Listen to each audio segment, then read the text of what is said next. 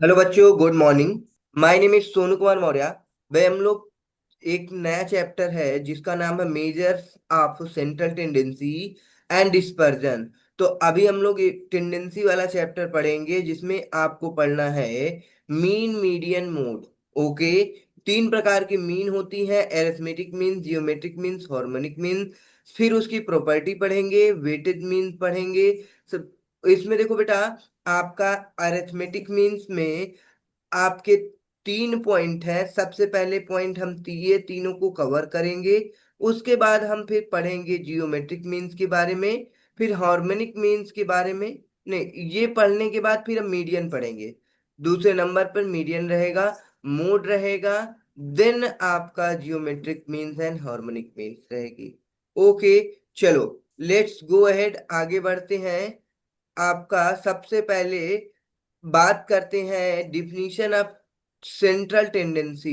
ये है क्या आपकी, मतलब आपको क्या क्या चीजें इसमें कवर होती हैं, समझो। जब आप क्या पढ़ते हैं, मीन पढ़ते हैं, ठीक है ना। इन मेनी अ केस, बेटा इसे रीड करो। In many a case, like the distribution of height, weight, marks, profit, wage, and so on, it has been noted that starting with rather low frequency, the class frequency gradually increases till it reaches its maximum somewhere near the central part of the distribution, and after which the class frequency steadily falls to its minimum value towards the end. Thus, central tendency may be defined as the central tendency of a given state of observation, clustered around a single central or unit value, and the single value that represents the given set of observations is described as a measure of central tendency or location or average. Hence, it is possible to condense a vast mass of data by a single presentative value. The computation of a measure of a central tendency plays a very important part in many a sphere. A company is recognized by its high average profit, and an educational institution is judged on the basis of average marks obtained by its students, and so on. Furthermore, the central tendency also facilitates us in providing a basis for comparison between different distributions. Following are the different measures of central tendency. चलो ठीक है बेटा। मतलब कहने का क्या है, इसमें आपके डिस्ट्रीब्यूशंस बहुत सारे दिए रहेंगे, ठीक है ना। सपोज अगर किसी हाइट की डिस्ट्रीब्यूशन है, किस मान लो कि डिफरेंट डिफरेंट टाइप्स के आपके पर्सन्स हैं, उनकी हाइट्स दे रखी हुई है, या फिर वेट्स दे रखे हैं, और या तो स्टूडेंट है तो उनके मार्क्स दे रखे हैं, और profit, wage and so on, ठीक है ना। अब बेटा इसमें क्या होता है, आपको स्टार्टिंग चाहे तो फ्रीक्वेंसी में दिया हो, क्लास फ्रीक्वेंसी ग्रेजुअली इंक्रीजेस, या फिर maximum somewhere near the central part of the distribution after which the class frequency steadily fall to in minimum value towards the end, ठीक है ना। इसमें आपके ऑब्जर्वेशंस होंगे जो कि हमने इसके पहले चैप्टर में, ठीक है ना। तो ये सारी चीजें हमने बता दिया, ऑब्जर्वेशन क्या होता है, ठीक है, फ्रीक्वेंसी क्या होती है, क्यूमुलेटिव फ्रीक्वेंसी क्या होती है, क्लास फ्रीक्वेंसी क्या होती है, बहुत सारी चीजें हमने फर्स्ट चैप्टर में कवर किया है, वो बेसिक है आपका, ठीक है ना। चलो आगे, सेंट्रल आर मिडिल। देखो बेटा, मतलब कहने का, हम एक ऐसा टॉपिक पढ़ेंगे जिससे हम एक सेंट्रल पॉइंट को आइडेंटिफाई कर सकते हैं यदि बहुत सारी ऑब्जर्वेशंस हमको दे रखी हैं, ठीक है ना। लोकेशन, ठीक है ना, tendency are location, okay, are average, hence it is possible to condense a vast mass of data by a single representative value, ठीक है। चलो आगे क्या दे रखा है, कह रहा है कि आपकी different major of central tendency है, ठीक है ना। पहली आपकी मीन है। मीन आपकी क्या है, सेंट्रल टेंडेंसी है। इसमें आपके तीन पार्ट हैं: arithmetic means, geometric means and harmonic means है।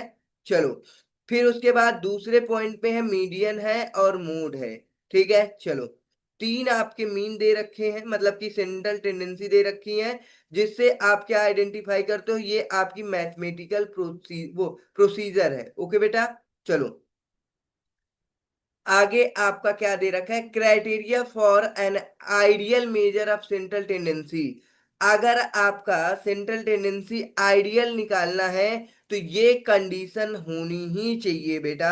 The following criteria for an ideal measure of central tendency, first second third fourth fifth six, ये 6 पॉइंट है। आपका क्या नहीं होना चाहिए, मतलब जो ऑब्जर्वेशंस है, या फिर हम बोल सकते हैं it should be properly and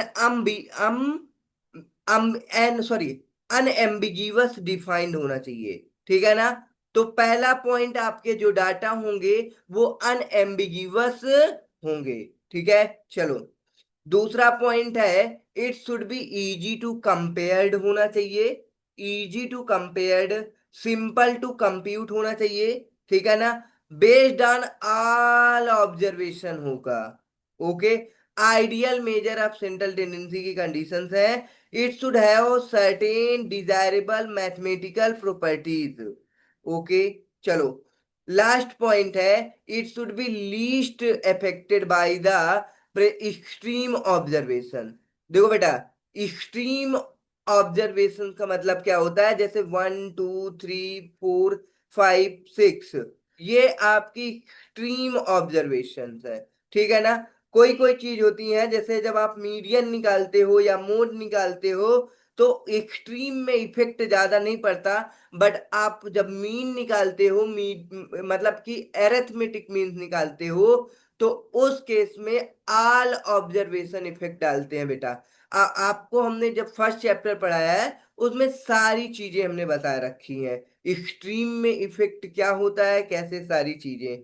ठीक है, अभी पढ़ेंगे वो सारी चीजें। और अब देखो बेटा, एरिथमेटिक मीन्स की बात करेंगे, जो कि आपका मतलब टेंडेंसी का सबसे फर्स्ट है। एरिथमेटिक मीन्स इसे बोलते हैं, एवरेज मीन भी बोलते हैं। ठीक है ना बेटा। एवरेज कैसे निकलता है बताओ बेटा। सबसे पहले हम बेसिक बात करते हैं, जो आप क्लास 6 से ही पढ़ते आ रहे होंगे। एवरेज कैसे निकलता है बेटा, समझो।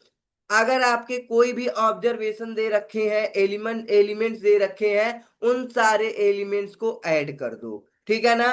और नंबर ऑफ एलिमेंट से डिवाइड कर देते थे बेटा, आपका एवरेज निकल आता था।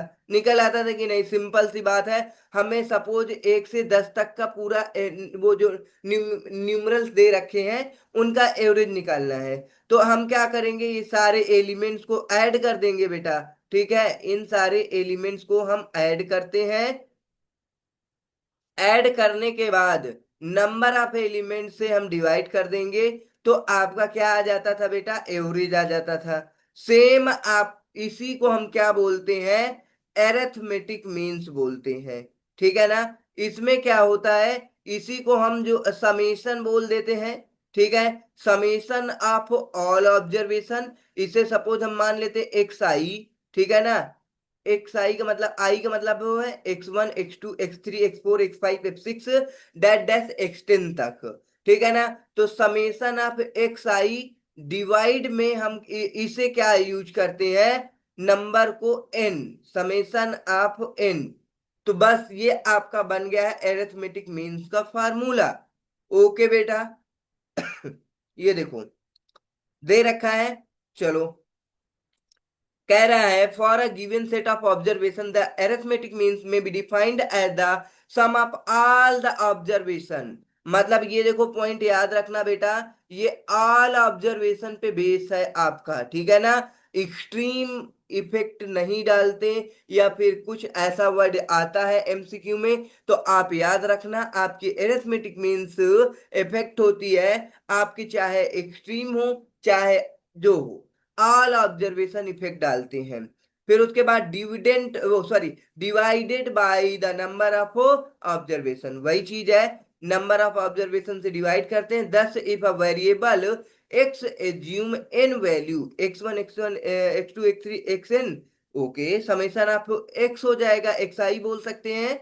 Then the arithmetic means of X is donated by the X bar, मतलब हम इसे क्या लिखते हैं, एक्स बार से डिनोट करते हैं, जो हमारा क्या है, एरिथमेटिक मीन्स है।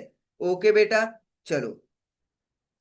आई होप ये सारा सब कुछ क्लियर हो गया होगा भाई। आगे बढ़ते हैं। ये देखो आपका ये ऐसे भी गिवन रहेगा। ठीक है, summation of x i divide by n. और ये आपका जो मीन होता है हम उसे एक्स बार से डिनोट करते हैं बेटा। ठीक है, चलो। अब ये तो आपकी सिंपल अगर आपके ऑब्जर्वेशन गिवन है उसके लिए है।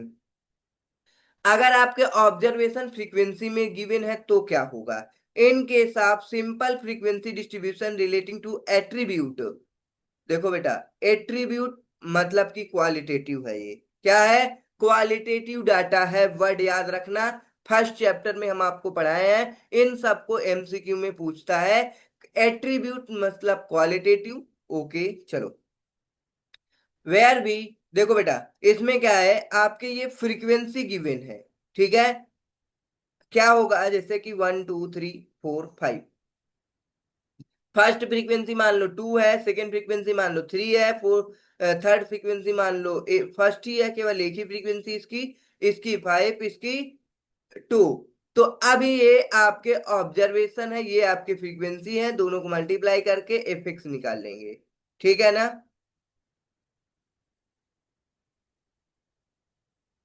ये आपका summation of F I x I आ गया। ठीक है, तो अब क्या करोगे, इनका समेशन और इसका फ्रीक्वेंसी का समेशन एफ आई निकाल लो। ठीक है ना। हमने कर दिया बेटा, देखो ये दोनों को मल्टीप्लाई किया प्लस किया, F1 X2 को मल्टीप्लाई किया प्लस किया, F3 X3 का मल्टीप्लाई किया प्लस कर दिया, डैट डैश आपके जितने भी आल नंबर्स हैं उन सबका सेम ऐसे ही करना है। आगे देखो, डिवाइड करेंगे फ्रीक्वेंसी को ऐड करके। ये फार्मूला है, देखो दे रखा है, summation of F I x I summation of F आई। ठीक है, एक्स बार से डिनोट करते हैं किसको, मीन को। ओके चलो। ओके, ये क्या कह रहा है।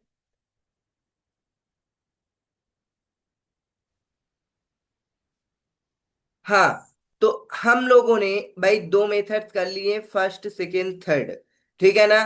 अब यदि आपके भाई क्लास में दे रखे हैं, ग्रुप्ड फ्रीक्वेंसी दे रखी, मतलब सपोज ऑब्जर्वेशन आपके ग्रुप में है, तो आप क्या करोगे, मिड वैल्यू निकालोगे बेटा। मिड वैल्यू एज्यूम मीन से इसे सॉल्व करना सिखाते हैं। एज्यूम मीन से कैसे सॉल्व करोगे, समझो बात को। हाँ, जैसे आपके डाटा गिवन है,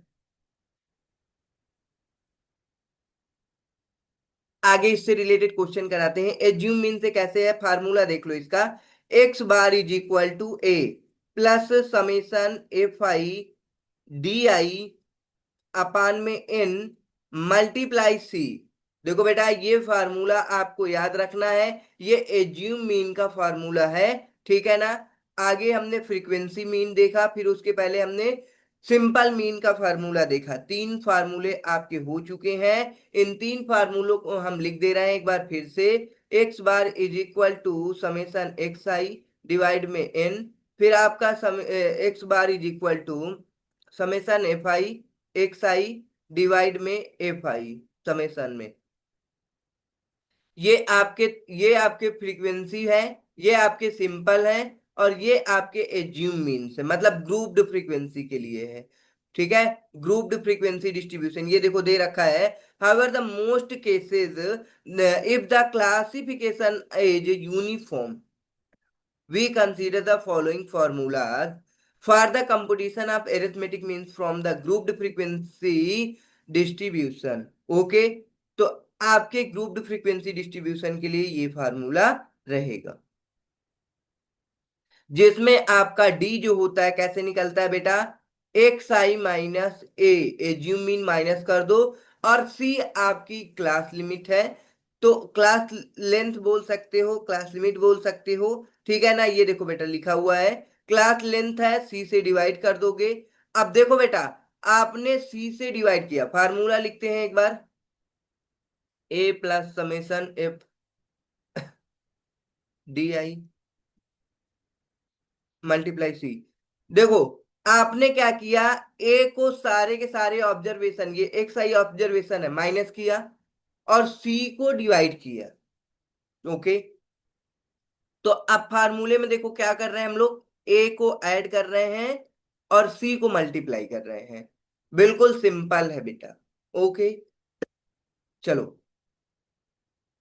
अब हम लोग देखेंगे इलिस्ट्रेशंस। देखो पहला इलिस्ट्रेशन आपका गिवन है जो कि आपका सिंपल मेथड है, बिल्कुल सिंपल मेथड है। कह रहा है illustration following are the daily wages. चलो बेटा इसे रीड करे बताओ कैसे, किस कौन सा फार्मूला पुट करना होगा हमको इसमें।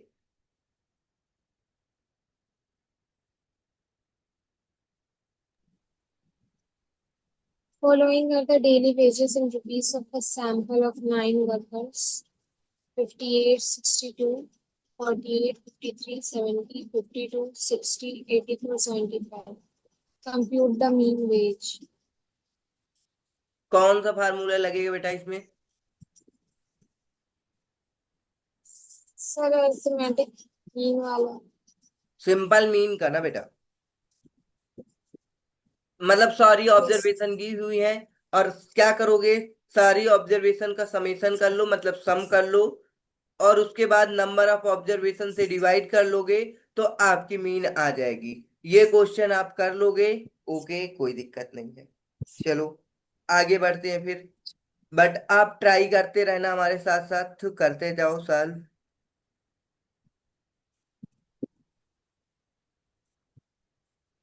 चलो, अब ये देखो बेटा आपका गिवन है ग्रुप्ड में, डाटा आपका ग्रुप में गिवन है। तो देखो 44 से लेकर के 48 तक डाटा है, फिर 49 से 53 क्या दे रखा है, come mean, compute the mean weight of group. एक ये स्टूडेंट है, इस स्टूडेंट या कॉलेज के बच्चों का ग्रुप गिवन है, उनका वेट मतलब कि 44 केजी के बच्चे से लेकर के 48 केजी के स्टूडेंट 3 हैं, फिर उसके बाद 49 केजी से लेकर के 53 केजी के स्टूडेंट आपके 4 हैं। तो ये आगे 44 से लेकर के 58 तक के स्टूडेंट 5 है। ऐसे करके मोर वेटेज वाले स्टूडेंट ज्यादा हैं। तो ये आपके ग्रुप्ड फ्रीक्वेंसी निकलेगा, और ये आपकी फ्रीक्वेंसी है। तो देखो बेटा सबसे पहले हम क्या निकालेंगे, मिड वैल्यू निकालेंगे। ओके, कोई दिक्कत नहीं है। फार्मूला क्या लगेगा इसमें,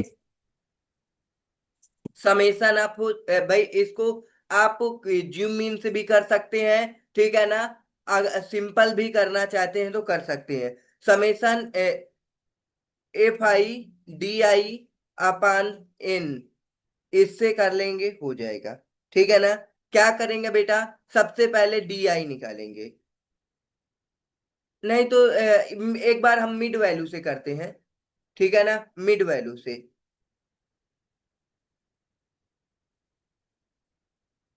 मिड वैल्यू से कैसे, मिड वैल्यू से होगा बेटा, ये दोनों को ऐड करके 2 से डिवाइड कर लो, हमने बताया था मिड वैल्यू कैसे निकलती है। चलो मिड वैल्यू निकालो,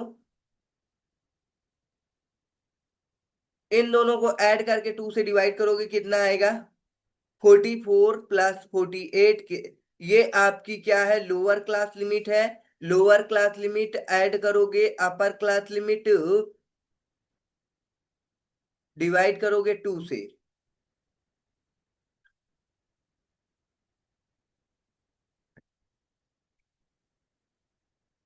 डिवाइड कर दो 2 से, कितना आएगा, 46 आएगा। ओके, ऐसे ही इन दोनों को डिवाइड कर दो,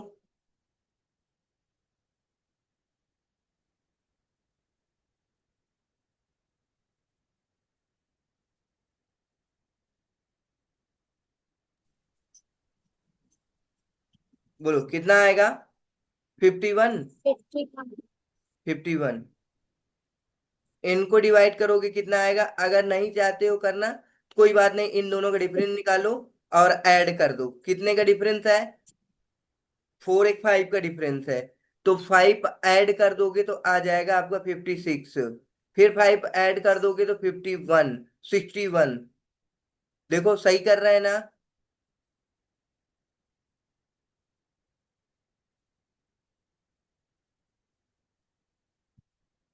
वैसे भी आपके एग्जाम में कैलकुलेटर अलाउ है तो ठीक है, कोई दिक्कत नहीं है। कैलकुलेशन तो आपको करना ही होगा। सबसे मेन बात है आपको कंसेप्ट समझना है। ठीक है ना। चलो, ये आपकी फ्रीक्वेंसी गिवन है। फ्रीक्वेंसी क्या क्या गिवन है? 3, 4, 5 और 7। चलो, क्या करेंगे? ये मिड वैल्यू और फ्रीक्वेंसी को चाहे तो हम एज्यूम मीन से भी इसको सॉल्व कर सकते हैं बेटा, कोई दिक्कत नहीं है। या फिर हम दोनों को मल्टीप्लाई करेंगे तो आपका क्या निकल के आएगा? समी मतलब कि Fi xi आ जाएगा। इन सबको ऐड कर लोगे, समेशन आ जाएगा। ये फ्रीक्वेंसी को ऐड कर लोगे, फ्रीक्वेंसी आ जाएगी। फिर हम इसमें रख देंगे, आपका क्वेश्चन सॉल्व हो जाएगा। ओके। चलो, ये देखो बेटा, ये आपकी ये सारे के सारे वेट दिए हुए, नंबर ऑफ स्टूडेंट दिया है, मिड वैल्यू निकाल लेंगे और Fi से मल्टीप्लाई कर देंगे। समेशन ऑफ Fi xi आ गया। Fi xi और डिवाइड करोगे नंबर ऑफ स्टूडेंट से, मतलब कि फ्रीक्वेंसी से, तो आपका आ जाएगा क्या बेटा? मीन आ जाएगा। चाहो तो आप इसे एज्यूम मीन से भी कर सकते हो, नो प्रॉब्लम। अब इस क्वेश्चन को रीड करो। थर्ड क्वेश्चन कह रहा है फाइंड करना है the arithmetic means for the following distribution. आपके डाटा यहां से ये गिवन है, ये गिवन है, ये गिवन है, ये गिवन है। ठीक है ना। अब देखो बेटा, एज्यूम मीन क्यों लाया गया है बताओ। आपको समझना पड़ेगा क्यों लाया गया है। देखो बेटा, हम लोग क्या करते हैं, इन दोनों को मल्टीप्लाई करते हैं, ये अमाउंट ये अमाउंट ये अमाउंट कुछ ज्यादा ही आती है। ठीक है ना। तो इसको कम करने के लिए हम एज्यूम मीन से सॉल्व करते हैं। जैसे ये आपके डाटा गिवन थे, अभी मान लो ये क्या है, इतने ज्यादा नहीं थे। अगर आपके ज्यादा बड़े डाटा गिवन रहेगा तो एज्यूम मीन से सॉल्व करना बहुत आसान। जैसे ये देखो, अब हम इन दोनों को ऐड करके हम 2 से डिवाइड करेंगे, फिर फ्रीक्वेंसी से मल्टीप्लाई करेंगे बेटा, तो फिर बहुत बड़े बड़े डाटा आ जाएंगे। ओके। तो इसलिए इस क्वेश्चन को एज्यूम मीन से सॉल्व करना बहुत आसान हो जाएगा। ठीक है। चलो, तो सारा सब कुछ सेम रहेगा, बस मिड वैल्यू निकालेंगे। ठीक है ना। पहले इन दोनों को ऐड करेंगे और मिड वैल्यू निकाल देंगे।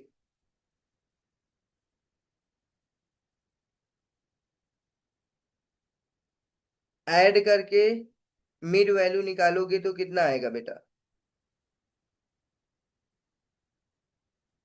359.5 आ जाएगा। ठीक है। ये आ गया। इसकी फ्रीक्वेंसी आपको दे रखी है कितनी? 23। अब बेटा अगर इससे मल्टीप्लाई करोगे तो बहुत ज्यादा ये बड़ी अमाउंट आएगी। ठीक है ना। 23 इधर लिख लेते हैं। ओके। चलो, ये मिड वैल्यू आ गई है आपकी। उसके बाद हम नेक्स्ट को ऐड करते हैं। 370 प्लस 389 और डिवाइड करते हैं 2 से, तो आपका ये कितना आ जाएगा? 379.5 आ जाएगा।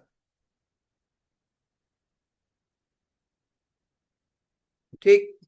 तो ये सारे, और आपके फ्रीक्वेंसी ये यहाँ पे दे रखा है 38। ओके। चलो, और कर लो।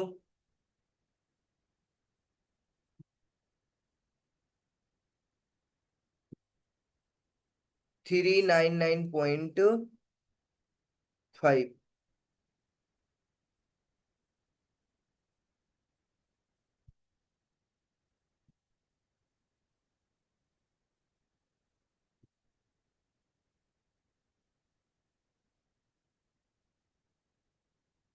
आप करते रहना भाई, ट्राई अपने से।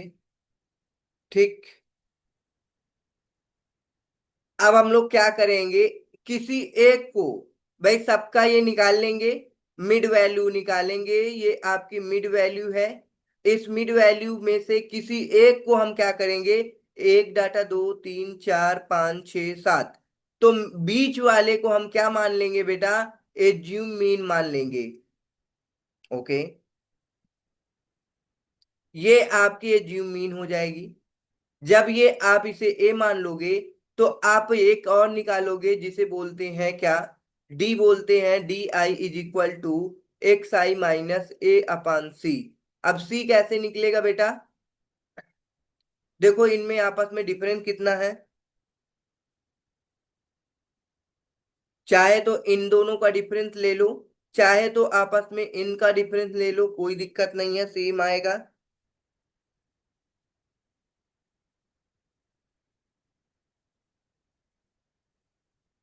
19 आ जाएगा। तो सी आपकी 19 आ चुकी है, और ए आपका क्या आ चुका है, 419 आ चुका है 0.5 में। तो अब हम इनका यूज करके इस फार्मूले में, भाई इसको डी पूरा निकालना होगा। ये एक्स आई है, इससे माइनस करोगे ये, मतलब कम वाली नंबर छोटी है, मतलब जिससे माइनस कर रहा है तो छोटा है वो, ठीक है ना। तो आपका ये माइनस में आएगा, ठीक है, ये माइनस में आएंगे, और ये आपका जीरो आएगा, फिर पॉजिटिव आ जाएगा, सारे नंबर क्या हो जाएंगे, जीरो हो जाएंगे।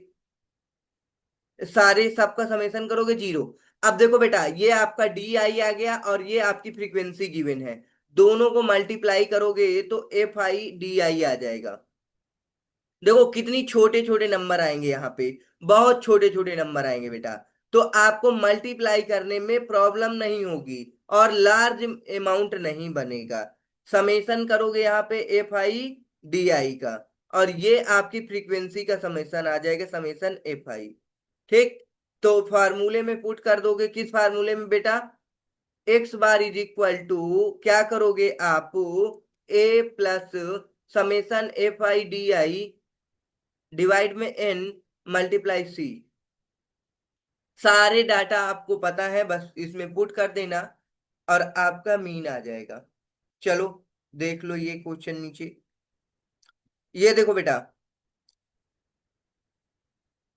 ये आपकी क्लास इंटरवल है, ये आपकी फ्रीक्वेंसी है। क्लास इंटरवल को मिड वैल्यू में कन्वर्ट कर लो, चाहो तो बेटा ये ना करो, तो आप क्या करोगे बेटा, इन दोनों को मल्टीप्लाई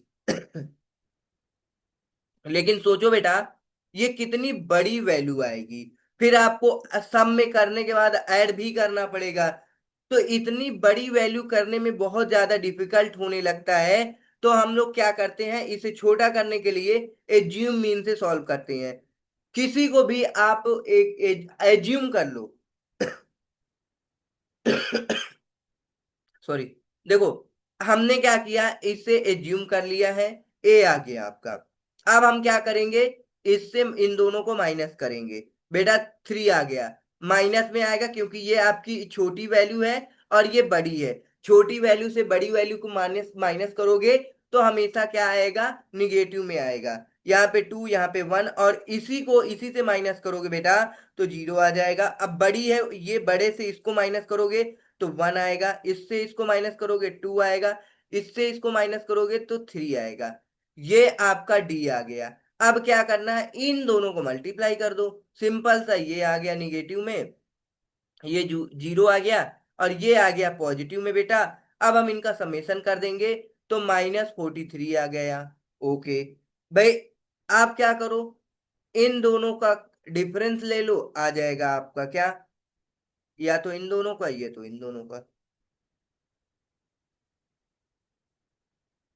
सॉरी उस समय 19 आया था, कैसे डिफरेंस बेटा, इन दोनों का डिफरेंस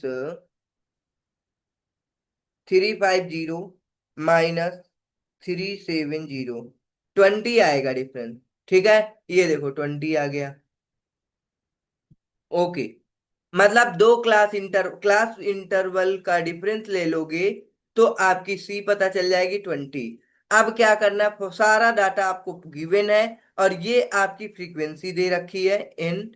तो हम क्या करेंगे, x bar F I D I summation जो होता है, क्या आ गया, सबसे पहले ए, एज्यूम मीन ए को ऐड करोगे, मतलब 419.5 ऐड कर दिए, और क्या करेंगे, ब्रैकेट के अंदर माइनस में -43 लिख देंगे, और डिवाइड कर देंगे 308 से, मल्टीप्लाई कर देंगे आपका 20 से। ठीक है, अब हम पहले क्या करेंगे, इस पोर्शन को यहां तक पूरा सॉल्व कर लेंगे। कैसे सॉल्व करेंगे, इन दोनों को मल्टीप्लाई कर लेंगे,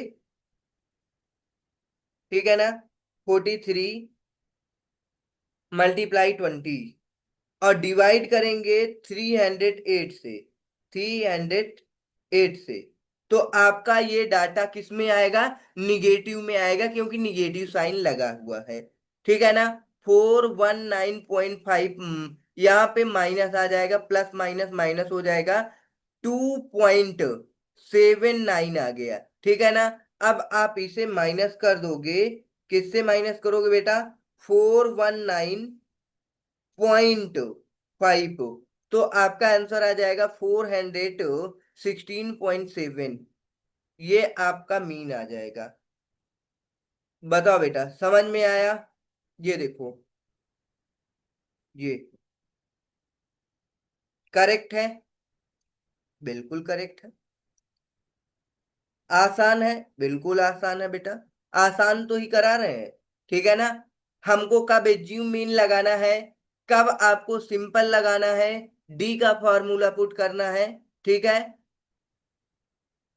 ये आपको क्वेश्चन देख करके डिसाइड करना होगा। चलो, आगे आपका ये दे रखा है, इसी से रिलेटेड है, और ये डाटा आपके कुछ मिसिंग है। Fi1, मतलब F1 बोल सकते हैं, F2 बोल सकते हैं, ठीक है बेटा। अब इसमें आपको मीन गिवन होगा बेटा, मीन आपका ग्रुप स्टूडेंट ये गिवन है। अब क्या करोगे, नंबर ऑफ स्टूडेंट आपको पता है, ये टोटल मिला के 100 होगा, बट इसमें आपकी फ्रीक्वेंसी दो नहीं गिवन है, मतलब F1 + F2 आपको नहीं पता है, ओके। अब क्या करोगे, सबसे पहले इन दोनों को मिड वैल्यू निकालोगे, ठीक है। मिड वैल्यू निकालना है, इतनी बड़ी डाटा नहीं है, मिड वैल्यू निकाल करके फ्रीक्वेंसी से मल्टीप्लाई करते जाओ। फिर उसके बाद समेशन आप हो Fi xi कर लेना, और डिवाइड में ये आपकी जो फ्रीक्वेंसी होंगे ये लिख देना, टोटल मतलब 100, सॉरी 100 लिख देंगे। अब देखो बेटा, आपको एक चीज पता है, इनको ऐड करोगे, इनको ऐड करने के बाद आपका कितना आएगा, यहाँ पे 100 नहीं आएगा बेटा, 518, देखो ऐड करो, 18 और 8 आएगा, मतलब कि 31 है यहाँ पे, क्या है यहाँ पे, 31। तो 31 आपका गिवन है, लेकिन टोटल फ्रीक्वेंसी आपकी 100 है, तो 31 + F1 F2 होगा, और ये किसके बराबर होगा बेटा, ये 100 के बराबर होगा, ठीक है। इसको इधर ले जाके माइनस कर सकते हो 100 से, तो आपका F1 + F2 आपका 69 के बराबर आ जाएगा। ये आपकी एक इक्वेशन है, जब आपकी F1 F2 पता चल जाएगा तो पुट कर देना, सॉल्व हो जाएगा, ठीक है। चलो, किसी भी एक F1 निकल आया, देखो मीन दिया है बेटा, क्या गिवन है, मीन गिवन है, यहाँ पे मीन गिवन है, ठीक है, 67.45, ओके। और ये सारा यहाँ पे केवल आपको फ्रीक्वेंसी नहीं पता रहेगी, ओके। तो आपको क्या पता चल जाएगा, यहाँ पे एक फ्रीक्वेंसी को ऐसे करके यहाँ पे F1 = 69 - F2 कर देना, ठीक है ना। F1 की जगह पे क्या लिख देना, ये लिख देना, बस आपकी ये आ जाएगी किस रूप में, F2 का मान आ जाएगा, F2 आ गया तो F1 यहाँ पे रख देना, तो आपका आंसर आ जाएगा, सिंपल सी बात है। चलो, देखो सबसे पहले क्या करना होगा, इसकी मिड वैल्यू निकालो, निकाल लिया गया। देखो बेटा, इसको लग रहा था कि हमको क्या करना, इसमें मल्टीप्लाई करने में बहुत दिक्कत होगी, तो इन्होंने एज्यूम मीन से सॉल्व कर लिया। आराम से आप एज्यूम मीन से करते हो तो ये डाटा आपकी ज्यादा बड़ी नहीं आती है, ठीक है। किसी भी प्रकार से आप कर सकते हो, कोई दिक्कत नहीं है बेटा। देखो फ्रीक्वेंसी 1 2 3 और 4, अब फ्रीक्वेंसी 3 4 नहीं पता है, तो इन्होंने एज्यूम कर लिया है F3 F4, ओके। तो आई होप इसे आप घर पे ट्राई करोगे बेटा, तो आ जाएगा। चलो, ये देखो, अब हम लोग प्रॉपर्टी देखेंगे बेटा, प्रॉपर्टी क्या गिवन है, If all the observation assumed by the variable are constant say k, then the arithmetic means is also k. Okay, मतलब 1 1 1। अब इसका अगर हम क्या करें, एम निकालेंगे तो 1 ही आएगा। ठीक है ना। अगर 2 2 सारे ऑब्जर्वेशन दिए हैं तो इसकी अरिथमेटिक मीन निकालेंगे 2 ही आएगा। ओके, ये प्रॉपर्टी समझ में आ गई है। हाँ, ठीक है। मिलते हैं नेक्स्ट सेशन में आगे के प्रॉपर्टी के साथ। तब तक आप इन सारे के सारे क्वेश्चन को फिर से अपने से ट्राई कर लेना और अपने फार्मूलों को रिवीजन करते रहना, क्योंकि इसमें फार्मूले बहुत होते हैं स्टैट्स में। ठीक है। Okay, thanks for watching. Session को लाइक कर दो भाई, सब्सक्राइब कर दो और अपने दोस्तों को शेयर भी कर दो। मिलते हैं नेक्स्ट सेशन में प्रॉपर्टी के साथ। प्रॉपर्टी पूरी कवर करेंगे और क्वेश्चन भी करेंगे।